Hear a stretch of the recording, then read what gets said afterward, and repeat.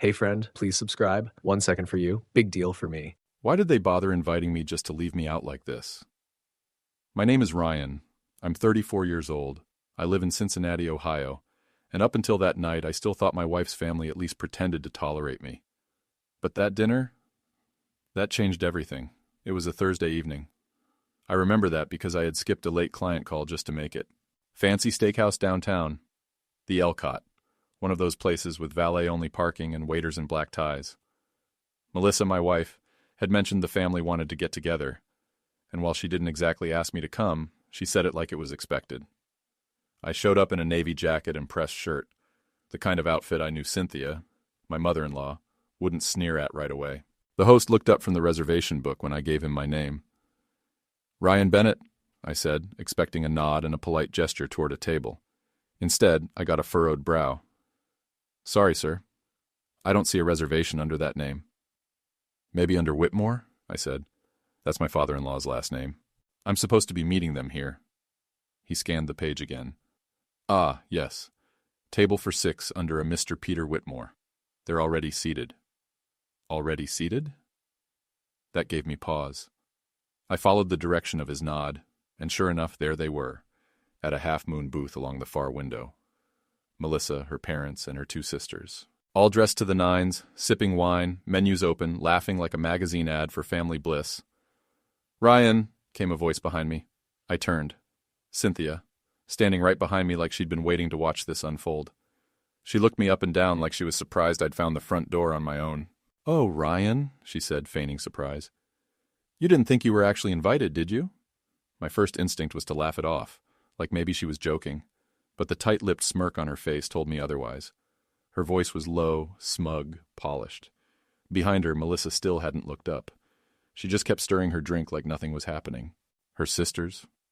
They saw me, I know they did, but they both buried their smiles behind their wine glasses. I stood there like an idiot, just standing. The waiter behind the podium started shifting his weight from foot to foot, clearly uncomfortable. Cynthia leaned in closer, lowering her voice. "This place is a bit out of your league. There's a sports bar down the block. Maybe you'd be more comfortable there." I swallowed hard. I'd put up with Cynthia's crap before. God knows I'd endured enough smug jabs, snide comments, and fake pleasantries to write a novel. But this was different. This wasn't a mistake. This was a performance, a deliberate snub, played out in front of an audience. And that's when I remembered something. A name, a connection. One they clearly didn't know I had. One that changed everything. Cynthia tilted her head at me like I was a curious stain she couldn't quite place. "You look confused, Ryan," she said, her voice sugary and cruel. "Honestly, I thought Melissa would have told you." Behind her, I saw Melissa finally glance up, but she didn't meet my eyes. She just looked at her wine glass like it held all the answers. Her sisters, Lindsay and Tara, had gone from hiding their laughter to outright giggling now. Tara covered her mouth like she was trying to be polite. Lindsay didn't bother. I still hadn't moved. My hand was clenched around the back of the host's podium like I needed it to stay upright. Cynthia sighed dramatically. "You really should have known this wasn't your kind of dinner. We're celebrating a little family milestone tonight, private thing, intimate." "I'm family," I said, the words sounding stupid the second they left my mouth. Her smile turned vicious. "By marriage. Don't flatter yourself." The host, some poor kid who looked like he wished he could melt through the floor, cleared his throat. "Would you like me to see if there's a spot at the bar, sir?" Cynthia waved him off. "That won't be necessary. I think Ryan knows where to go." She leaned in again, her perfume thick and expensive. "Like I said, there's a bar down the block. Big screens, beer specials, more your scene." That was the moment. The split second where I felt something shift in me. Not rage, not even hurt. Just this hard, cold clarity. I had swallowed her condescension more times than I could count. At holidays, at birthdays, even on my own damn wedding day when she said, "You clean up better than I expected." I'd laughed it off, smiled through it. But tonight I saw what this was. This wasn't passive-aggressive. This was intentional. They invited me so they could humiliate me. And Melissa? She was just going to let it happen. I glanced back at the host. "Actually," I said, brushing off my jacket, "could you do me a favor?" He blinked. Sure. Could you ask Marcus Bell to come out here? Cynthia scoffed. Marcus Bell? What, the owner? I nodded. Tell him Ryan Bennett's out front. He'll know who I am. The host looked between us, clearly not sure if I was joking. Cynthia crossed her arms. Are you serious right now? I looked at her, really looked at her, that perfect hair, that too white smile, the eyes that always scanned for weakness. I'm just getting started, I said. She gave a brittle laugh. You think you're going to bluff your way into this dinner? Do you know who eats here? Do you know what this place is? I helped build it, I said, still calm. Long before you ever heard of it. That caught her off guard. Her smile wavered. Melissa still hadn't said a word. She was stirring her drink again like her life depended on it. Marcus and I go back, I continued. We opened his first place together in Hyde Park. I ran the bar. He'll remember. Cynthia's lips parted like she wanted to argue, but no words came out. The host returned a minute later, wide-eyed. Mr. Bell is on his way out. Cynthia's arms slowly dropped to her sides. Wait, she said, turning toward Melissa. What the hell is he talking about? Melissa didn't answer. She didn't even look up. But I did. And I smiled, because the best part was coming. Cynthia was still trying to figure out whether this was a bluff when the double doors swung open. Out stepped Marcus Bell. Mid-50s, gray at the temples, still built like he could toss a keg over one shoulder. His eyes scanned the lobby, and the second they landed on me, his whole face lit up. Ryan Bennett, he said, loud and grinning like I was the best part of his day. Man, it's been too long. He strode over and wrapped me in a hug that was half backslap, half bear squeeze. Marcus, I said, letting the surprise show just enough. Didn't expect to see you yourself. For you? Hell yeah. He pulled back, grinning. Last time I saw you, we were up to our ears in construction dust and arguing over cocktail menus. Yeah, and I was right, I said, smirking. You were, he admitted. Best-selling drink 3 years straight. Ask anyone. Behind me, the host was frozen in place. Cynthia was stock still, staring like she couldn't believe what was happening. I glanced over her shoulder and saw Melissa finally looking up from the table. No more wine stirring, no more pretending I didn't exist. Her mouth was slightly open, like she was watching a car crash and couldn't look away. Marcus turned to the host. Get this man whatever he wants. Table, drink, entire damn menu if he's hungry. Cynthia's face twitched. Wait a minute. Marcus looked at her for the first time like she'd just appeared. I'm sorry. Were you with Ryan? She's my mother-in-law, I said before she could speak. Ah, Marcus said, smiling like he knew exactly what that meant. I booked a table under my husband's name, Cynthia said, trying to recover. Family dinner. We weren't expecting... Marcus cut her off. Well, you've got a table, and now Ryan's joining you. Her eyes went wide. Excuse me? I won't have him standing around out here like he's not welcome. Not in my house. I bit back a grin. Cynthia looked like she'd swallowed a lemon whole. But we're full. I'll have another chair brought over, Marcus said. Or hell, I'll bump the booth next to you. Ryan gets a seat. Non-negotiable. She opened her mouth again, then shut it. Marcus turned back to me. Come on, I want to introduce you to a few folks. Got some new hires from the Anderson deal. You remember that little wine spot we tried in Chicago? That model's working here now. Glad to hear it. He leaned in slightly. You ever get the itch to jump back into the game? You've always got a place with me. I smiled. Appreciate that. We talked for another minute. Just long enough for everyone at that table to hear phrases like, launched 3 spots together. You saved my ass more than once, and this man's basically family. Then Marcus clapped me on the shoulder. I'll let you get settled. Enjoy dinner. As he walked away, the host turned to me, visibly rattled. Mr. Bennett, would you like me to show you to the table? Cynthia looked ready to faint. I shrugged like I had all the time in the world. Sure, let's go say hi. We walked past the hostess stand and toward their table. Melissa's eyes locked on mine for the briefest second. No smile, no apology, just guilt. As I reached the table, one of the sisters, Tara, started to speak but thought better of it. Melissa scooted over to make space. Lindsay gave me a look that was half curiosity, half fear. Cynthia was last to sit. She dropped into her seat like someone had cut her strings. I sat down slowly, napkin on my lap, back straight, calm and collected. And for the first time that night, I wasn't just Melissa's husband. I was the man with power. the one they hadn't counted on. And now? Now the game had changed. Marcus hadn't even made it all the way back to the kitchen before the waitstaff was scrambling to adjust the table. One brought over an extra chair. Another brought a new place setting and unfolded a napkin with a flourish like I was royalty. It was all deliberate. Marcus had made sure of that. And it killed Cynthia. I watched her flinch every time someone called me Mr. Bennett. Melissa moved her purse so I could sit next to her. She still hadn't said a word. As soon as I sat down, the waiter reappeared. "Would you like to see the wine list, sir?" Cynthia, already mid-sip, choked slightly on her drink. "Yes," I said casually. "Bring me the limited reserve page. Marcus and I go way back. He always keeps a bottle or two off menu for me." The waiter nodded and practically bowed before walking off. Cynthia tried to recover. She plastered on a smile so tight it looked painful. "Well," she said, lifting her glass a little too high, "isn't this a surprise?" "Sure is," I said, matching her tone. "Melissa didn't mention this was a private party." "She didn't think you'd be interested," Cynthia said, smooth as oil. "This place is, well, it's not for everyone." Melissa still didn't say anything. She just stared at the tablecloth like she was counting the threads. Tara cleared her throat, trying to break the tension. "So, Ryan, you and Marcus really know each other that well?" "I bartended his first place when it opened," I said. "Helped train half the staff.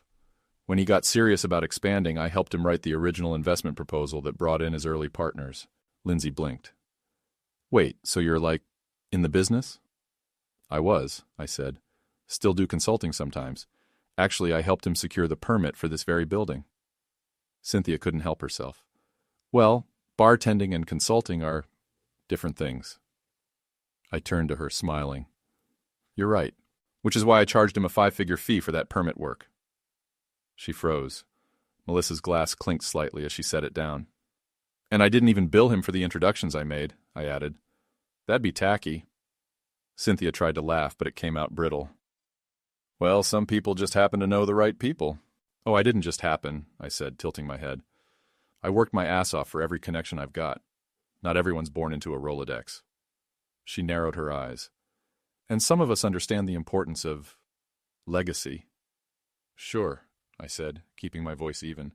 "But it helps to check where that legacy's funding comes from." Melissa flinched, just barely.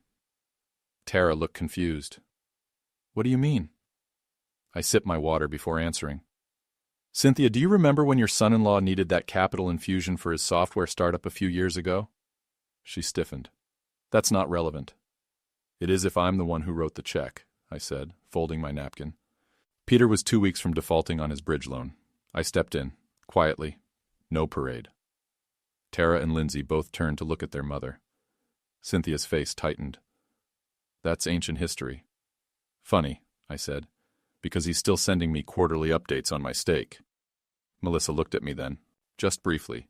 Her eyes were wide, not angry, not scared, just realizing. The silence at the table stretched too long. "Anyway," I said, leaning back, "I'm just glad to be here. Family dinners are so important." The waiter returned with the wine, a rare Bordeaux that Marcus used to keep locked in the back, and began pouring. Cynthia looked like she might throw her glass at the wall. She muttered under her breath. "Service industry types shouldn't—" I cut in gently. "Cynthia, you might want to double-check who makes nights like these happen. People like me are the service industry." She didn't respond, just clamped her mouth shut and stared straight ahead. Melissa looked down again, but her ears were red. She had spent years underestimating me, years of letting her mother call the shots, of assuming I'd just sit there and take it. That was over now, because tonight Cynthia wasn't in control anymore. I was. I let the silence breathe for a moment. You could feel the tension settle across the table like a heavy fog. Melissa still hadn't said a word, but now her wine sat untouched. Tara and Lindsay were glancing between me and their mother, unsure of whose side they were supposed to be on. Cynthia? She was gripping her fork like it had personally offended her. I looked over at her and smiled. Not smug, not mocking. Just honest. "You know, Cynthia," I said, gently placing my napkin on the table, "I've never brought any of this up, not once. Not the investments, not the favors, not the financial hand-holding." She gave a tight smile. "And yet here we are." "Yeah," I said, "here we are." I leaned forward slightly.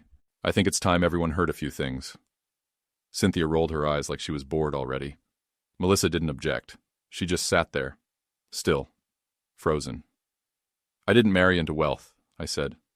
I married into your family. That's the same thing, Cynthia muttered. No, I said sharply. It's not. Because what none of you ever seem to understand is that I worked for every single thing I have. Tara shifted in her seat. We know you have a business. No, I cut in. You think I run some average bar or flip drinks for tips. But the truth is, I built my first business from a rented storage space and $3,000 saved from construction jobs. I've invested in 5 startups, sold 2. I bought my first property at 29. Everything I own, I built from the ground up. Cynthia scoffed. And you think that makes you special? No, I said. It makes me real. I turned to Melissa. Do you remember the boutique you wanted to open in Over the Rhine? You were terrified of getting denied the SBA loan. She gave the faintest nod. You never got that loan, I said quietly. Because you didn't need it. I fronted the money, every penny, and I told you to tell people you got it from a private lender, so you could feel like you did it on your own. Tara's mouth dropped open. I helped her design the business plan, I continued, met with her contractor, reviewed every lease agreement, but I never asked for credit, because it wasn't about me. I turned back to Cynthia. Same with your husband's investment firm. He was drowning. You know it, and I didn't make a show of it. I wrote the check. I got him through the quarter, and I stayed quiet. Cynthia was shaking her head. That's not... And I paid for Lindsay's tuition gap when she lost that scholarship her sophomore year, I added. Remember the anonymous donor you all thanked in the family group chat? Melissa looked up now, eyes wide. That was you? I nodded. Even Marcus, who had come back to check in, lingering near the bar, chimed in from across the room. Ryan here kept our payroll afloat when we had the supplier delay last year. If it weren't for him, I would have missed checks. The whole table went quiet again. You all talk about me like I'm lucky to be here, I said. Like I somehow tricked Melissa into elevating her life. But you've got it backwards. Cynthia opened her mouth, but for once, nothing came out. I didn't marry up. You all married into my future. And I've carried this family financially from behind the curtain for years, without asking for applause, without making it about me. I looked around the table, locking eyes with each of them. But I'm done being quiet. I'm done pretending I'm just the guy who got lucky. Because I'm not some background character in your little dinner party. I picked up my glass. I'm the reason this dinner happened at all. They didn't have a response. None of them.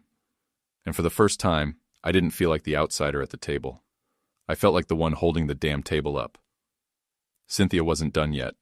I could see it in the way she sat up straighter, gathering what little pride she had left. She adjusted her scarf like she was preparing for battle, then leaned forward, her voice cutting through the silence. If all that's true, she said slowly, if you've done so much, then why are you living so well? Melissa supports you, doesn't she? Melissa didn't flinch. But I heard the quiet gasp from Tara. Even Lindsay blinked in disbelief.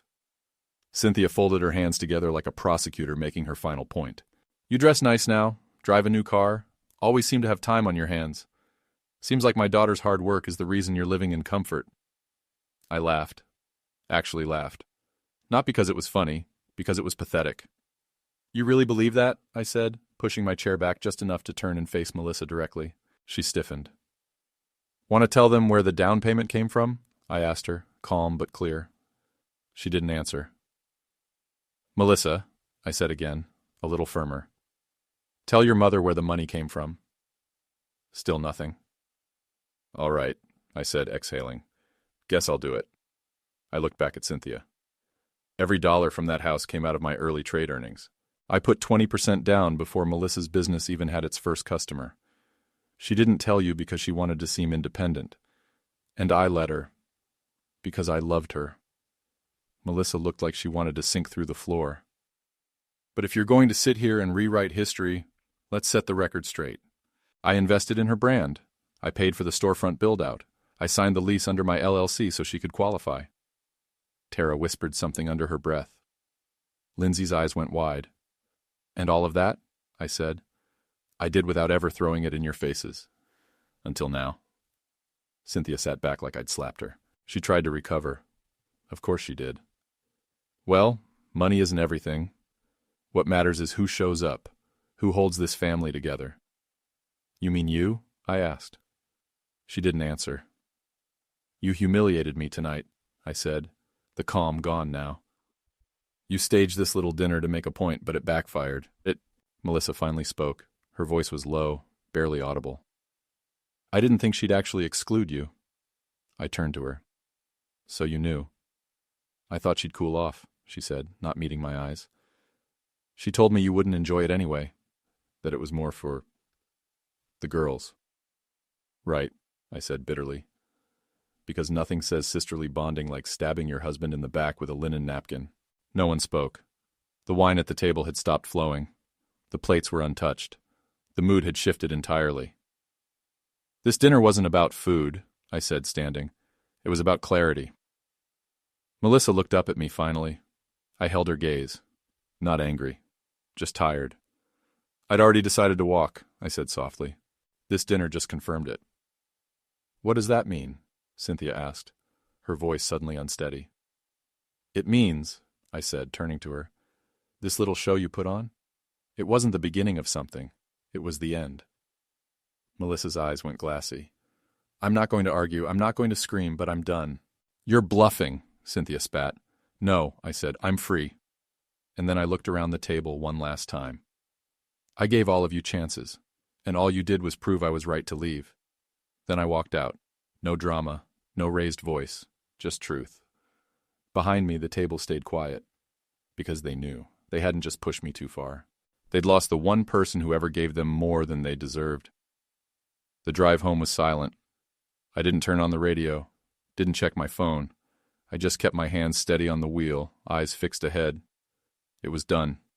Really done. Back at the house, I parked in the driveway instead of the garage. A small, deliberate choice, like I wasn't planning to stay long. Inside, the place was quiet. Still smelled like the lavender diffuser Melissa loved to leave running in the hallway. I didn't bother turning on the lights. I walked straight to the office. We had a small safe tucked inside the bottom drawer of the file cabinet. I entered the code and pulled it open. Inside, contracts, bank records, stock certificates, investment ledgers from Melissa's boutique. Her business was registered under her name. That was what she'd wanted. But I had structured the funding as equity, 60% of it. I took out the folder, laid it on the desk, and started snapping photos. Every document, every transfer, every signed agreement. I uploaded the whole batch to the cloud, then backed it up to an external drive. I wasn't leaving anything behind. Then I pulled a suitcase from the closet, the gray one I only ever used for business trips. I packed deliberately, without emotion. A few changes of clothes, my laptop, my watch, my passport, the charger she always borrowed but never returned. I left the closet half full on purpose. I wasn't sneaking away. I was walking out. I placed the suitcase by the door and sat on the couch to wait. It was almost 10:30 when I heard the key turn. Melissa stepped inside, heels clicking softly against the tile. She didn't see me at first. She dropped her bag on the entry table and kicked off her shoes like everything was normal. Like tonight hadn't just detonated whatever was left of our marriage. When she turned and saw me sitting there in the dark, she jumped. Jesus, Ryan. I didn't move. Hey. She paused, looking at the suitcase. What are you doing? I stood up slowly. I'm leaving. Melissa's eyes flicked to the bag, then to me. You're serious. I was serious when I said it at dinner. I thought you were just mad, that you needed to cool off. I shook my head. Melissa, I've been cooling off for 5 years. She folded her arms, trying to stay composed. So what, that's it? You're just walking out after one bad dinner? I laughed under my breath. One bad dinner? You sat there and watched your mother mock me to my face, and you said nothing. You let her exclude me from a dinner I paid for half of, in a restaurant I helped build. Do you even hear yourself? She told me you weren't going to come, she said defensively. She said it was just for the girls. I didn't know. Stop, I cut in. You knew exactly what kind of woman your mother is, and you let her set the stage. Melissa looked down. So now what? You just leave? I picked up the suitcase. I already have. She stared at me for a long moment. You're going to regret this. No, I said calmly. You are, she scoffed. You think you're going to be fine without me? I set the suitcase by the door and pulled one last document from my inside pocket, a clean, signed summary of ownership for her boutique. I own 60%, I said, holding it up. Her face went blank. What? You asked for a loan. I gave you equity. You signed it, twice. You never read the fine print because you trusted me, and I never used it against you. Until now. She stepped forward. Ryan, I'm not taking your business, I said. I'm just not going to protect it anymore. You wanted to play separate? Fine, we're separate. She looked like she wanted to argue. But she didn't. I opened the door. Goodbye, Melissa. And I stepped out. I didn't slam the door behind me. I didn't need to. I had taken the only thing they never thought I would. My control. The morning after I left, I expected silence. What I got was chaos. By the time I finished my coffee, my phone had 17 missed calls. 5 from Melissa, 8 from her mother. The rest from numbers I didn't recognize. Probably her sisters using burner phones or Cynthia roping in some family friends to talk sense into me. I didn't answer any of them. Then came the text messages. Melissa was first. Melissa, we need to talk. Please, Melissa. I told my mom you were bluffing. Tell me you're not doing this. Melissa, you can't do this. You don't even care about the boutique. Then Cynthia, who went straight for the throat. Cynthia, you are a disgrace. You embarrass my family. You won't get away with this. I laughed out loud at that one. An hour later, her lawyer called. Or tried to. I recognized the firm name on the caller ID. Big downtown office. Mostly known for trust fund kids suing their roommates over loud music and dogs that shed. I didn't answer. Instead, I texted my own attorney. A friend I'd helped years ago during a bad property dispute. Me. Time to activate the exit plan. Boutique ownership clause is now live. His reply came instantly. Attorney. Already drafting the memo. Let them swing first. That was the thing Cynthia never understood. She thought wealth was about flash. Fancy last names, big houses, invitations to events no one actually enjoyed. But I'd made my career being quiet about money. Smart with contracts. Unassuming. Which meant they never saw this coming. By noon, Melissa was trying a new angle. Guilt. Melissa. My employees are scared. They're asking if the store's closing. Don't punish them for our issues. Melissa. I never thought you'd turn into this version of yourself. Melissa. You promised me forever. And I had. Back when forever meant something. That afternoon, Cynthia showed up at the boutique and tried to assure the staff everything was under control. She didn't realize one of the employees had already forwarded them. My signed document confirming majority ownership had shifted, and that I would be making operational decisions until further notice. Within hours, 2 of Melissa's most loyal staff resigned. By the end of the week, foot traffic at the boutique had dropped off. I wasn't sabotaging her. I didn't have to. Word spreads fast when people realize the golden girl everyone worshipped was built on someone else's foundation. Melissa tried one last card. Melissa, you don't want to go to court. Let's be adults. So I sent her a photo of the signed investor agreement, her signature right next to mine. The equity split circled in red. 60-40. No response. A day later, her lawyer finally got through to mine. Apparently they were looking to renegotiate the original agreement. My attorney didn't even bother drafting a reply. He just laughed and sent them a copy of the clause that stated ownership was non-revocable in the event of divorce. They were stunned, because they'd built their little world on assumptions, that I'd always be polite, always be dependable, always be manageable. But I wasn't angry anymore. I was just done. A few days after that, I got a call from the leasing office downtown, the luxury condo building where Melissa and I had almost signed a lease 2 years ago. Back then, we walked away because Cynthia said it was too much space for a couple without kids. What they didn't know was that I bought it quietly last year, in my name. When I walked in with my suitcase, the front desk manager smiled. Mr. Bennett, your keys are ready. That evening, as I stood in front of the floor-to-ceiling windows, glass of bourbon in hand, I scrolled through one last voicemail from Cynthia. This isn't over, Ryan. You need us more than you think. I smiled to myself, because that was the real twist. They never realized I didn't need them at all. They needed me. And now, they were on their own. 1 month later, I was sitting on the balcony of my downtown penthouse, morning light bouncing off the skyline, wondering why I didn't do it sooner. The condo was peaceful. No passive-aggressive tension, no slammed doors, no cold silences dressed up as civility. Just quiet, just mine. I'd finalized the divorce the week before. Clean break, no alimony, no shared assets. My lawyer made sure the equity documents for the boutique were airtight. Melissa didn't even contest them in the end. I think she knew it'd be worse if she did. I left her the house, the furniture. Even the wedding china Cynthia had insisted on registering for to keep up appearances. I took my name off everything that wasn't worth the headache, and kept everything that was. My assets stayed intact, my business portfolio untouched, my dignity reinforced. A few days after the papers were signed, Marcus called. "You finally did it," he said, not even bothering to hide his satisfaction. "Did what?" "Cut loose the anchor.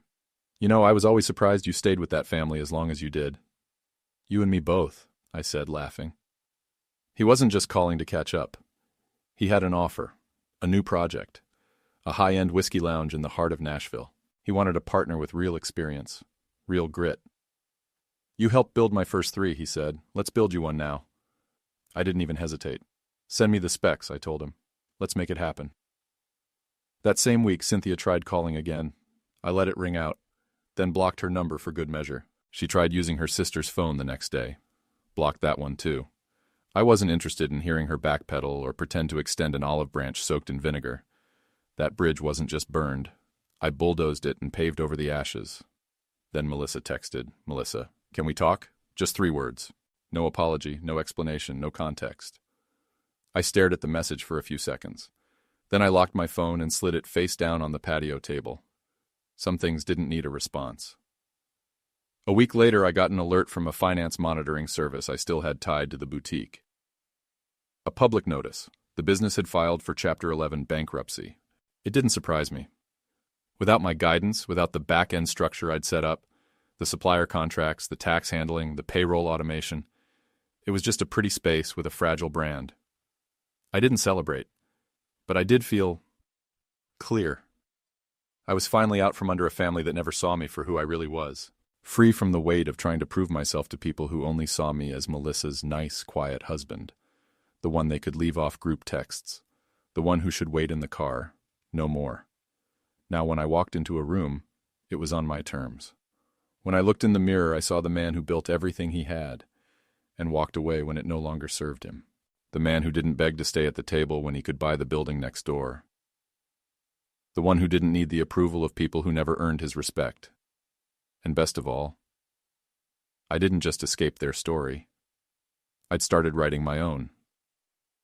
It was a quiet Sunday morning, the kind where the city felt half asleep. I was out on the balcony with a coffee in one hand and my phone in the other, skimming the news like I always did. That's when I saw it, buried in the local business section of the Cincinnati Herald. Peter Whitmore steps down as managing partner of Whitmore Investments amid financial restructuring. I clicked faster than I meant to. The article was short, no drama, just the usual vague corporate speak. Undisclosed financial difficulties, reorganization strategy, temporary leadership adjustment. But I knew better. I knew the exact loan that had come due, the one they'd refinanced 2 years ago, the one I had personally co-signed for and floated while Peter was juggling credit cards to keep the lights on. Without me, they couldn't make the payment. No more safety net, no more silent bailouts, and now, no more firm. I set the phone down, leaned back in my chair, and stared out over the skyline.